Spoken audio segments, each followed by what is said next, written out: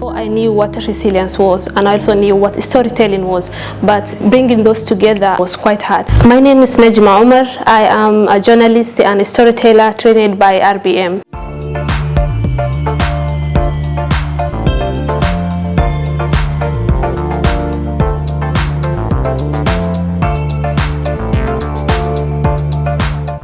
Najma, Edman, Abdenasser, and Kamal are among all of journalists that RPM is training for their first cohort on resilient storytelling. Between the 15th and 18th of September this year, we have conducted a training for these journalists focusing on key components of resilient storytelling.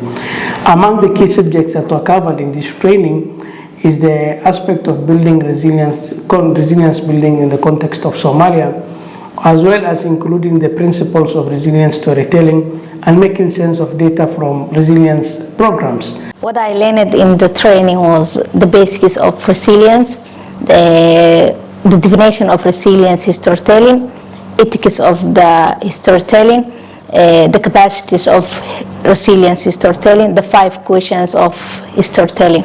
I have learned so many things in terms of shocks, stress, resilience capacities, coping and adapting, and also how to make effective interview techniques, safeguarding, and also the role of media in terms of resilient storytelling. One of the new things that I've learned from the training was actually very simple. I used to read the stories, but then I didn't know that I was supposed to follow this kind of history of questions. It's the 5 resilience questions.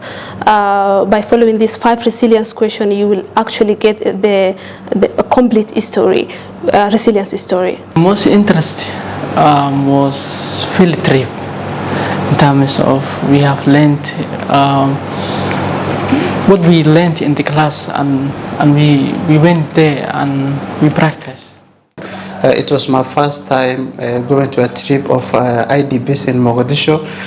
Really, we met there really challenged people that faced critical situations about the drought and also the conflicts in Somalia. Really, and also we prepared there a history about how they were fled from their regions, and also how affected they are about the drought and also the conflict. So the aim of undertaking this training for these journalists and supporting them during this process is to integrate resilient storytelling into their daily reporting and other works that they're currently undertaking, while also documenting change over time of how communities are adapting to the changes that are happening through a resilience lens. So when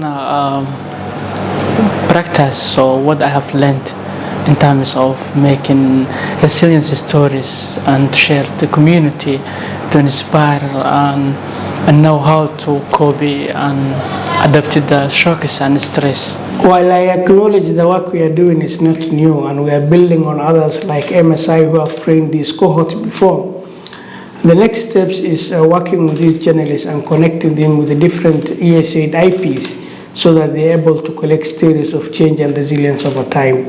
With this, we hope that we are able to change the narrative of journalism from other current issues, though important, to developmental journalism, whereby the center of all these stories are human beings and how they're coping over time. I want to send my sincere gratitude to USAID and RBM team, who gave us this beautiful 4 days sessions, 4 days training, which was very intense, which was very insightful, which was very effective to our future. I will thankful for the USAID and RBM for this opportunity to be a resilience storyteller.